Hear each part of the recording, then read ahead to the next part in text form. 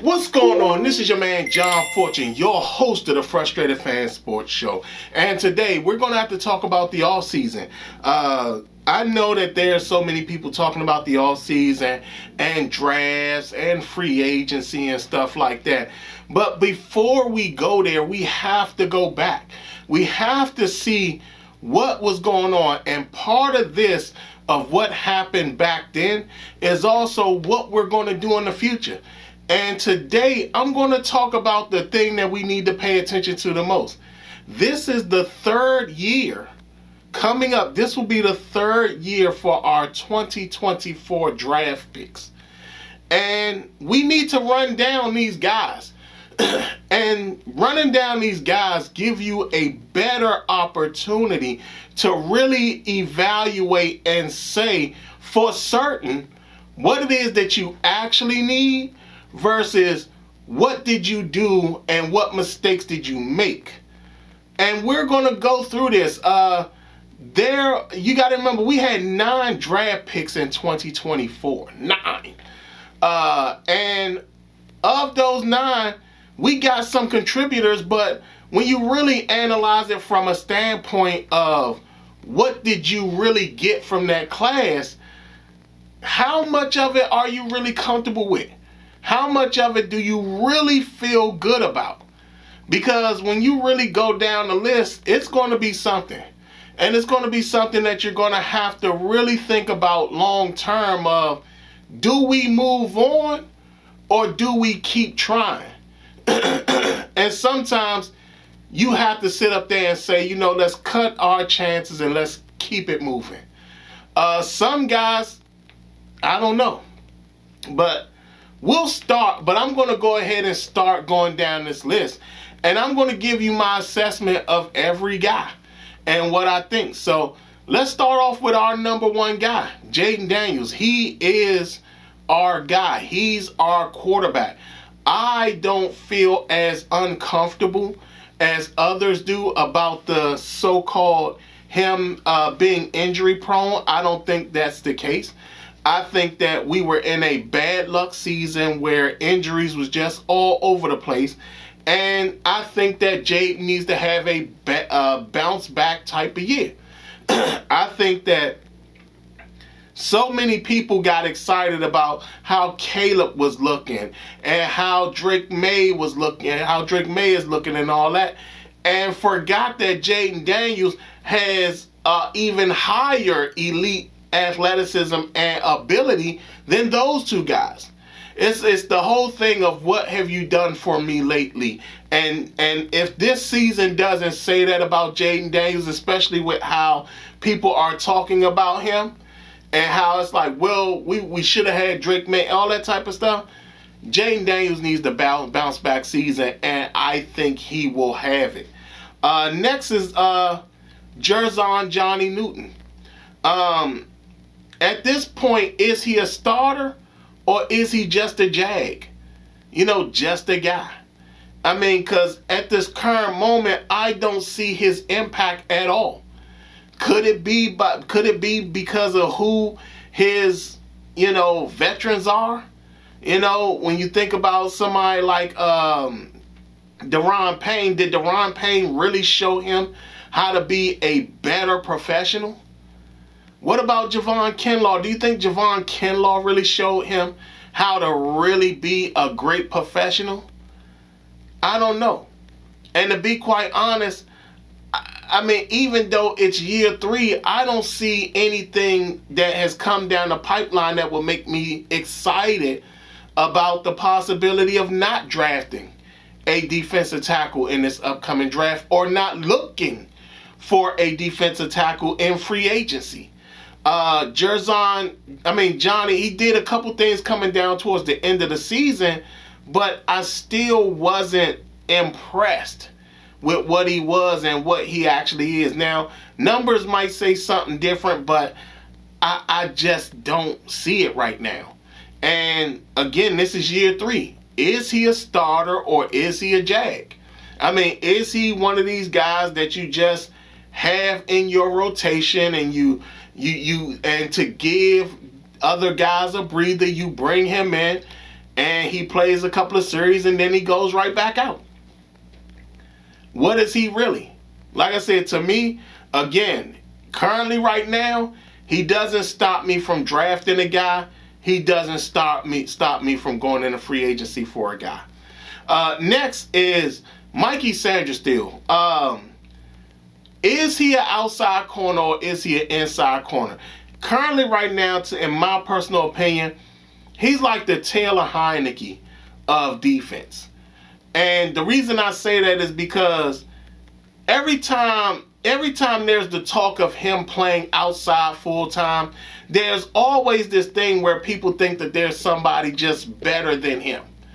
And it's the whole thing of like, give him the all season. Let him work the all season. Let him sit up there, have an all season where he's outside, he's playing outside, he gets the opportunity to stay outside, and let's see what happens.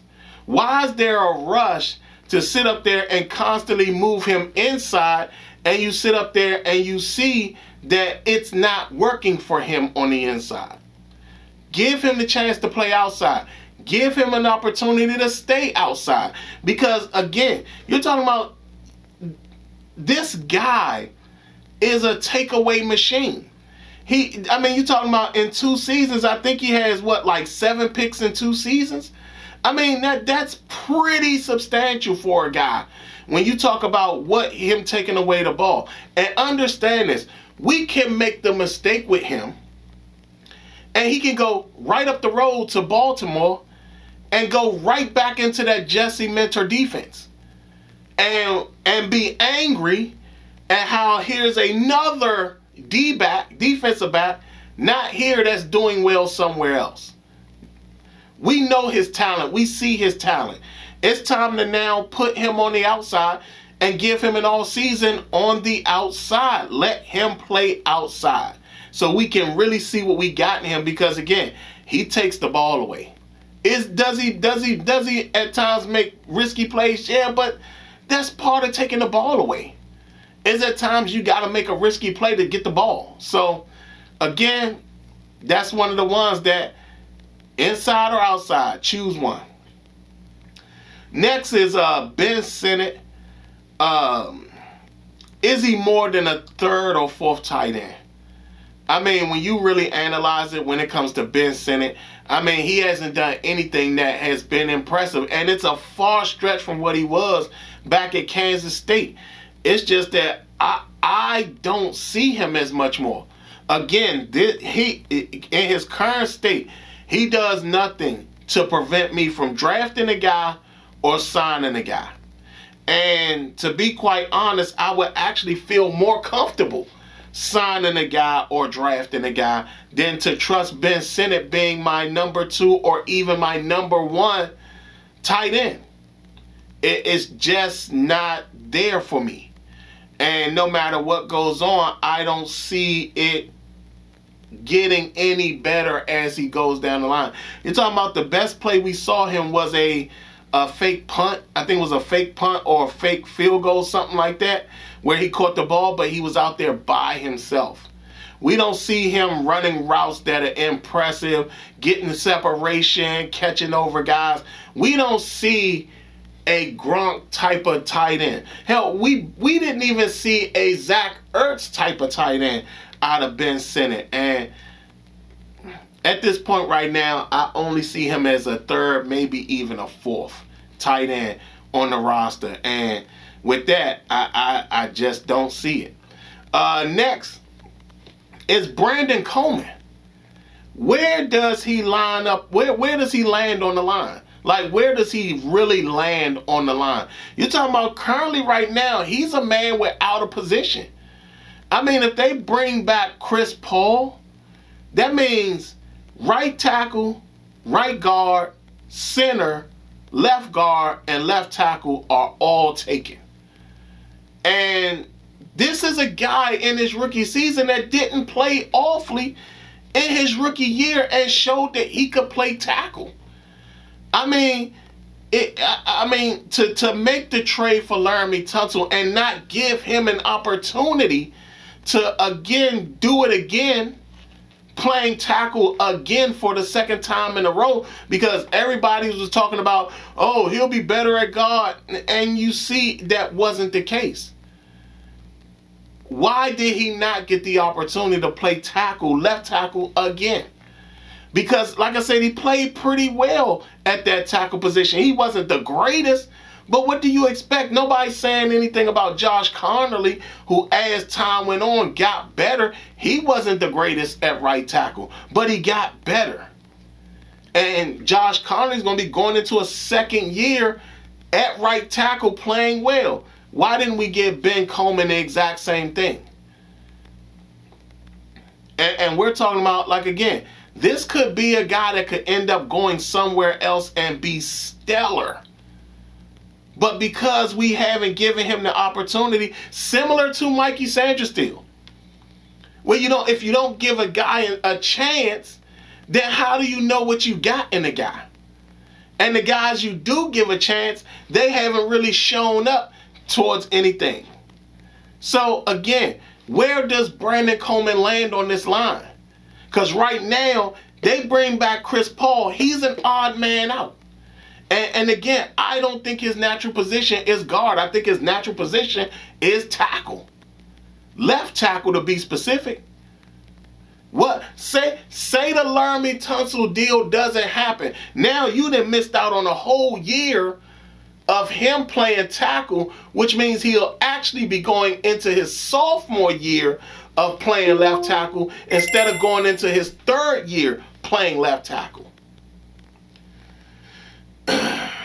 Where does he land on the line? Next is Luke McCaffrey. Can he be more than a nepotism pick? We heard Adam Peters say on draft day he chose Luke McCaffrey because he knew him. I didn't know that in the age of drafting and understanding that you could lose your job based on your poor drafting, because that's why they said that Mensah in Minnesota's gone. So if your poor drafting can get you fired, why would you take somebody that doesn't have the talent to be a third or fourth receiver, and the best you're getting out of him right now is kickoff returns? I mean, there's some people who are impressed with Luke McCaffrey, but I'm not. You're talking about Luke McCaffrey had an opportunity to beat out a Chris Moore. He had an opportunity to beat out a Robbie Golden. He had an opportunity to be the third guy when Noah Brown went down. He had an opportunity to step up when Terry McLaurin was out. And the best we got out of him, in all honesty, was kickoff return and a play here and there. That's what we got out of Luke McCaffrey. I mean, he has to show that he's more than just this nepotism pick. Because again, he hasn't done anything that has made me sit up here and say we can go without we can go without drafting another receiver. Hell, we drafted one last year in Jalen Lane. And here we are again, third year in the league. Are we still going to just be here and be excited and happy that he's great on kickoff returns and he could barely contribute anywhere else? Nah, that's not good enough. So Luke is going to have to show that he's more than a nepotism pick, because if that's the case, we might as well cut him as soon as possible. Get him out of here, because it wasn't worth the squeeze. Next is a guy that, for me, I just don't see it. But Jordan McGee, is he Bobby Wagner's replacement? from what I've seen from him, from what I've gathered from him, he's not a green dot guy. He's kind of slow on diagnosing plays. He whiffs on tackles, and he's fast, but he still doesn't give me that level of comfort that will make me say, yeah, he can be a green dot guy. This is why so many people were sitting up in here going crazy about why is Bobby Wagner playing so much, because Bobby Wagner had to play so much because Jordan McGee is not a green dot guy. He's just not that. I told y'all when he was drafted, I said, this is for a Jamin Davis replacement. Yeah, he's great as an off-ball linebacker. He's great at that. But he's not going to be your green dot guy. Unless he magically develops overnight, I don't see it. I just don't see it. And him being Bobby Wagner's replacement, he's not going to be that. I mean, Bobby Wagner called plays and did stuff at a different level. Jordan McGee just doesn't do that. Hell, we saw that on Hard Knocks. Bobby Wagner's in there watching film. Jordan McGee should have been up under Bobby Wagner every moment he got. Now again, those could have been days where he just happened to not be in the room, but there shouldn't be any film where Jordan McGee is not with Bobby Wagner, in my personal opinion. I don't see him as a green dot guy, and in all honesty, I don't know what his future on this team is going to be. Because are you really gonna take Frankie Louvu off the field? I mean, you're talking about it took almost 2 years before we actually saw McGee at any level of real play. Y'all tell me. I don't know. I don't think he's a replacement for Bobby Wagner, and I think that most people need to understand that that might be the case. Next is a guy that I'm very disappointed in this, because to me, when we go through this list again, there were a lot of guys that really didn't get an opportunity to even showcase anything or even be given an opportunity to be showcased. Dominic Hampton, when they drafted Cade Medrano, when they drafted Cade Medrano, I said they just drafted this guy last year. And the guy that I was talking about was Dominic Hampton. They had just drafted Dominic Hampton the year before, and now they were drafting Cade Medrano, who, guess what?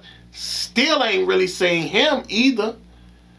And here we are now with a guy who was drafted and he's gone already, and you drafted his replacement, but he didn't even get an opportunity to really do anything. Now, I'm not saying that he became this great thing or something like that, but it's no telling what he could have become if you would have given him an opportunity. It's sad because even when he was drafted, it was one of those things where I said he was one of these tweener guys. He could be a linebacker. He could be a safety. He could be a Buffalo nickel type of guy. But they didn't give him an opportunity to really showcase, and he wasn't on the field like that. Same thing applies to Cade Medrano. Cade Medrano wasn't on the field like that. And we're now sitting here trying to figure out what is Cade Medrano going to be, because guess what? We didn't even get a chance to find out what Dominic Hampton was going to be. Last but not least is Javonte Jean-Baptiste. Is he a star or is he a fraud? I liked him when he was at Ohio State. He played opposite of Zach Harrison, and he played pretty well. He didn't play that bad in Notre Dame, but he was missed. He didn't have the same impact that he did when he was at Ohio State. But again, is this guy a star? Will he be a star? Will he be a guy that can step up and show us that, yeah, he'll be worth every single dollar we spend if we extend him? Because currently right now, you're talking about this will be year 3. Can he force himself into the starting lineup and be super impactful that they don't feel the need to have somebody else here? I mean, currently right now, again, we're talking about there's nothing right now that will stop us from drafting an edge guy. Can Javonte Jean-Baptiste show that, oh, no, I think y'all misunderstand what's happening. I can be that guy. Well, he's going to have to show it. He's going to have to show it, and he's going to have to show that he is a star, not a fraud. Because, again, there's been times where he's played great, and there's been times where it's like, where's Javon Jean-Baptiste? Where is he? He's not in the game. Is he in the game? Is he playing? Oh, he is playing? Well, we ain't seen him make no plays. We're going to have to find out. But that is my review of the 2024 guys and what needs to happen. When you really go down this list, how many guys have really gotten an opportunity to really showcase themselves? When you're talking about Mikey Sanders-Steele, Brandon Coleman, Dominic Hampton, did those guys really get an opportunity to really showcase what they could really be? And when you really think about it, how many of them are really disappointments when you think about what they were drafted for and what we currently got out of them? I mean, Johnny Newton, that's pretty much a disappointment. Ben Sinnott, that's a disappointment. Brandon Coleman, you can't even call that a disappointment. It's just a sad story. Luke McCaffrey, that's a disappointment. Jordan McGee, another disappointment. So, what have we really seen out of these guys to make you feel like there's something that can make you feel that they can be your next big superstar? I don't know. I don't see it. And currently right now, like I said, looking at Jerzon Newton, nothing stops me from drafting or signing a defensive tackle. Luke McCaffrey, nothing stops me from drafting or signing a player. Jordan McGee, again, nothing makes me not want to draft or sign a player. Javonte Jean-Baptiste, nothing currently right now makes me feel like we can't sign or draft a player. All these guys got to come up big. It's year 3 for them. And I talked about this before when it came to the 2023 class. Last year was their big year. Bryce Young stepped up. But in this, for us, this Washington group, this is a big draft class. This is a big draft class. And people have got to come out on the other side. And they've got to come out looking good, being better, and look like the future of the Commanders as they keep going on. So with that being said, I will be back with my free agent selections because, in all honesty, talent is what we need. And like I said, the draft class shows you where our talent can kind of dictate what our talent level is on this team. So y'all tell me what y'all think in the comments below. Y'all tell me how y'all feel. Do y'all feel that I'm off? Do y'all agree with what I'm saying about this class? How many of y'all feel that this is the make or break year for the class? Y'all tell me in the comments below. Other than that, this has been your man John Fortune, and this has been the Frustrated Fan Sports Show.